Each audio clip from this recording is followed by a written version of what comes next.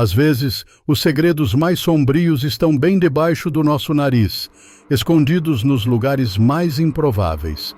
Cuidado com o que você procura, pois a verdade pode ser mais aterradora do que o silêncio. Nem sempre conhecemos as pessoas ao nosso redor, e descobrir a verdadeira face de alguém pode ser um caminho sem volta. Em maio de 1997, cheguei em casa depois do último dia de aula para receber a notícia desagradável de que passaria minhas férias de verão na fazenda do tio João. Dizer que fiquei desapontado seria um eufemismo. Eu queria aproveitar os dias na praia, sentindo o cheiro salgado do oceano enquanto a areia dourada aquecia minhas costas. Queria dormir até o meio-dia, livre do toque agudo do meu despertador, antes de acordar para devorar uma tigela de cereal açucarado na frente da TV. Queria andar de bicicleta, tomar limonada devagar e reler todos os meus livros favoritos. Mas para mim, o verão agora significava trabalho duro e um tédio rural insuportável, que fazia a escola parecer emocionante em comparação. Implorar para minha mãe me deixar ficar em casa foi inútil. Ela insistiu que o tio João estava passando por momentos difíceis e precisava de ajuda para cuidar da fazenda, mesmo que ele fosse orgulhoso demais para admitir isso. Não tínhamos outros parentes vivos, e meu pai nos deixou anos atrás, antes de eventualmente desaparecer completamente de nossas vidas.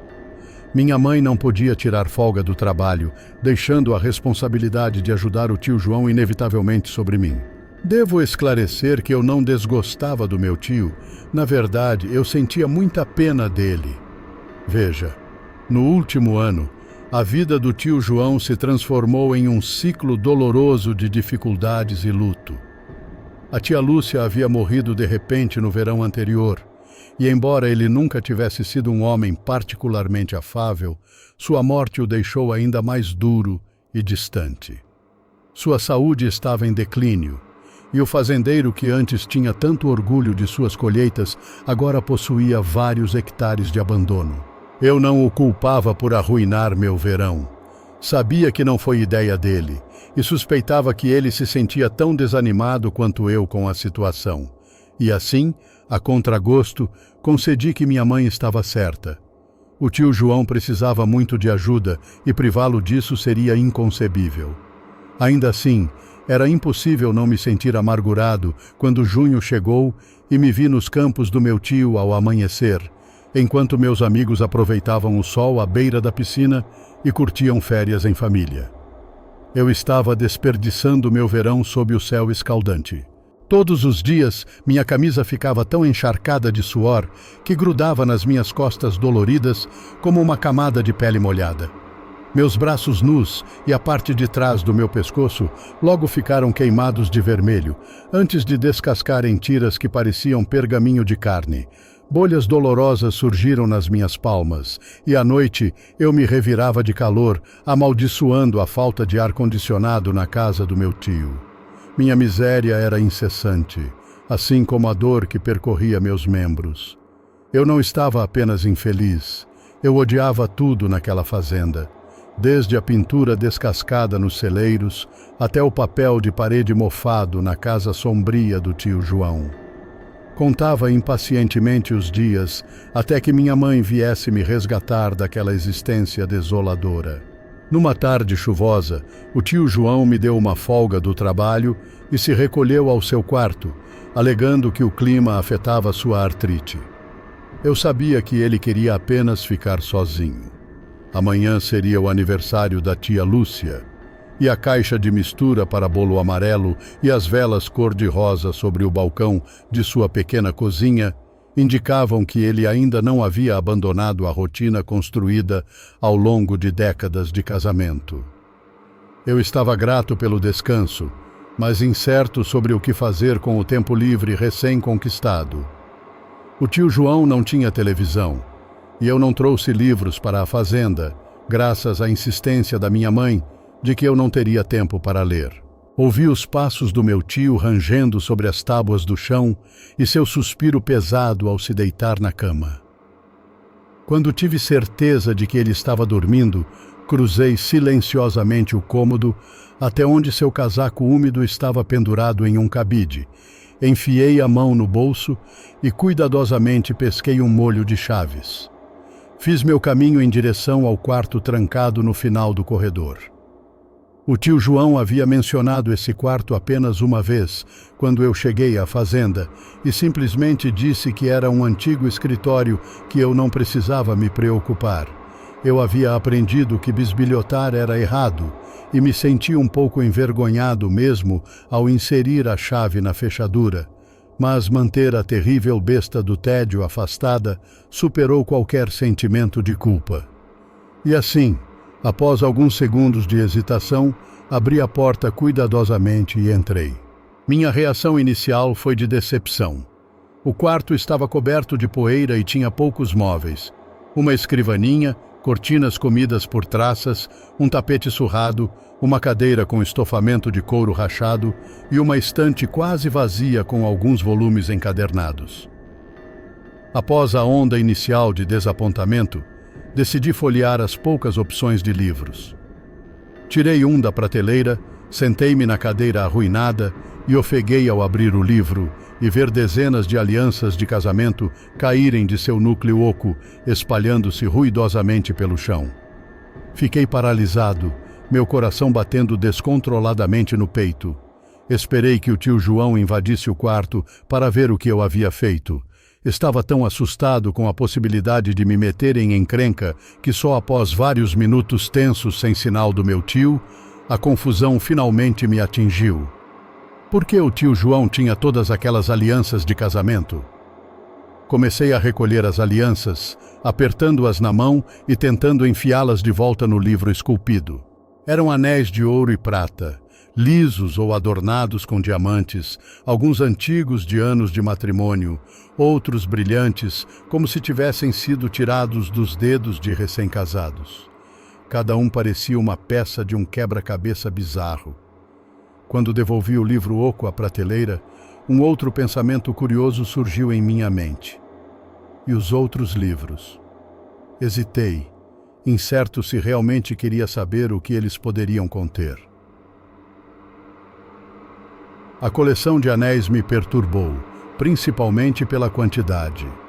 Eu considerei que talvez a tia Lúcia os tivesse colecionado antes de morrer, mas essa teoria não fazia sentido completo, já que muitos dos anéis pareciam ter pertencido a homens e eram grandes demais para os dedos frágeis dela.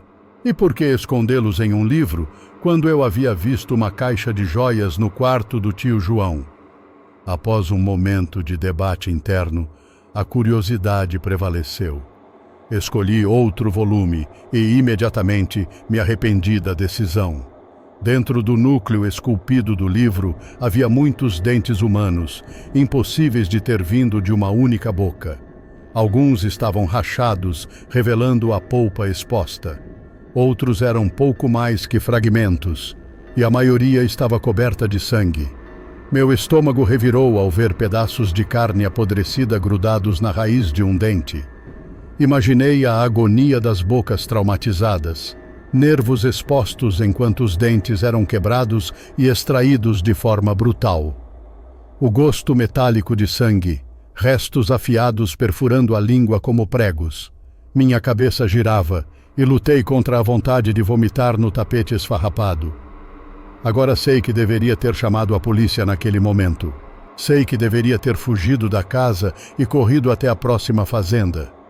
Sei que deveria ter sido mais calmo e sensato e feito qualquer coisa, menos o que fiz a seguir.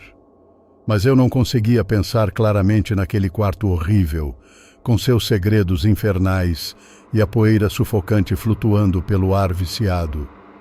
E então, peguei outro livro da prateleira. Desta vez, ele escorregou das minhas mãos trêmulas e caiu no chão. Observei enquanto o livro caía aberto e despejava uma torrente de fotografias no assoalho. Quando me ajoelhei para examiná-las, quase caí para trás de susto. Encarando-me, estavam rostos contorcidos, em caretas de dor indescritível. Cada foto, capturava um ato de brutalidade.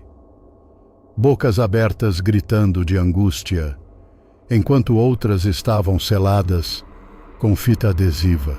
Membros amarrados com cordas, contorcidos em posições antinaturais, olhos chorando lágrimas de sangue, às vezes ambos. Cabelos e roupas encharcados de tanto sangue que era improvável que algum dos fotografados tenha sobrevivido por muito tempo após o filme da câmera acabar. Uma foto mostrava um espelho colocado diante de uma cadeira com marcas de arranhões profundos nos braços, presumivelmente para que o cativo pudesse testemunhar sua própria tortura conforme ela se desenrolava em seu reflexo. Vi um rosto familiar e uma mão se apoiou em meu ombro. Eu não sabia o que ela estava fazendo, murmurou tristemente o tio João, sua voz áspera como cascalho, até depois que ela já tinha ido. O tio João chamou a polícia ele mesmo. Eles encontraram mais troféus no escritório. Mechas de cabelo amarradas com fitas, relógios e joias femininas, pedaços ensanguentados de tecido e uma pequena lata cheia de unhas que chocalharam quando um policial a pegou. A fazenda inteira foi escavada, mas eles nunca encontraram sequer um único osso. Mesmo depois de todos esses anos, ninguém sabe o que a tia Lúcia fez com os corpos ou por que ela cometeu os assassinatos. As autoridades enviaram os macabros pertences para um laboratório forense, mas a identificação das vítimas foi em grande parte reduzida à tarefa horrenda de examinar a coleção de fotos, um trabalho ainda mais aterrorizante quando as famílias de pessoas desaparecidas foram mostradas as fotos menos horríveis para confirmações emocionadas. A tia Lúcia continuou a infligir dor mesmo enquanto repousava em seu túmulo. Várias das pessoas fotografadas permanecem não identificadas. E se existe alguém lá fora que sente falta delas, provavelmente passará o resto da vida sem saber que seu ente querido desaparecido encontrou um fim cruel e brutal nas mãos de um monstro, por razões que nunca compreenderemos. Às vezes, me pergunto se talvez seja melhor assim. Se as perguntas perturbadoras e a falta de fechamento são menos dolorosas do que conhecer a verdade inegável, destruidora de corações, manchada de sangue, que aquelas fotos exibem tão grotescamente. O tio João foi interrogado, mas sua história nunca mudou. Depois que a tia Lúcia morreu, ele estava se preparando para vender a fazenda e se mudar para um lugar com menos memórias, mas esses planos foram interrompidos de forma horrível quando ele descobriu o que ela vinha guardando em seu escritório. A descoberta o deixou preso à fazenda, pois ele não tinha como saber se mais troféus macabros estavam escondidos em algum outro lugar entre suas terras, e não podia correr o risco de alguém os encontrar antes dele. Até hoje, ainda não entendo por que ele permitiu que eu o visitasse, dado o seu medo de que as atrocidades da minha tia fossem reveladas, exceto que talvez ele simplesmente estivesse cansado de carregar o fardo esmagador dos crimes dela. Ele afirmava não ter conhecimento dos assassinatos antes da morte da esposa, e pelo que vale, eu acredito nele. A voz que falou comigo naquela tarde chuvosa pertencia a uma alma cansada e quebrada, que finalmente havia sido aliviada de um segredo que estava devorando-o como um parasita. Agora, sei que foi errado da parte do tio João esconder as evidências em vez de alertar a polícia sobre o que havia encontrado. E sei que foi errado ele priorizar a memória da tia Lúcia como uma mulher amável e agradável, em detrimento de buscar justiça para suas muitas vítimas, mas eu entendo sua razão, mesmo que não concorde com ela. Ele perdeu a tia Lúcia 2 vezes, uma quando ela morreu e outra quando percebeu que nunca a conheceu de verdade. Dentro de semanas após sua prisão, o tio João sofreu um ataque cardíaco em sua cela. Nenhum funeral foi realizado, e menos de um ano depois, tiveram que remover a lápide que ele e a tia Lúcia compartilhavam, após ela ser repetidamente vandalizada por aqueles que a odiavam e pelos que a admiravam. Fragmentos foram arrancados por aqueles que queriam levar para casa um pedacinho da tia Lúcia, que por então havia se tornado uma figura celebrada em certos círculos macabros. Minha mãe me colocou em terapia intensiva e passei o resto do meu verão no meu quarto, lendo livro após livro, na tentativa de evitar que minha mente voltasse à fazenda. Claro, isso não funcionou. À noite, eu ficava acordado na cama, pensando nas fotografias, até que meus ouvidos começavam a zumbir com o som dos gritos de tortura. Mas as coisas melhoraram com o tempo. Continuei a terapia e hoje sou um adulto feliz, com uma família própria. Mas embora as noites vívidas e sem sono tenham se tornado cada vez menos frequentes ao longo dos anos, ainda penso frequentemente na fazenda do tio João. Cada pensamento volta àquela foto com o espelho, a última que vi antes do tio João gentilmente a retirar das minhas mãos e me guiar para fora do quarto. Eu posso recordar cada detalhe como se tivesse visto apenas segundos atrás. A tia Lúcia olhando para o próprio reflexo, com um sorriso cruel no rosto e uma fina névoa de sangue no ar, suas luvas brilhando com um vermelho úmido. Na cadeira ao lado dela, com os membros amarrados por cordas grossas e o rosto quase inteiramente coberto de sangue, estava meu pai. Uma boa noite, canal Aterrorizei.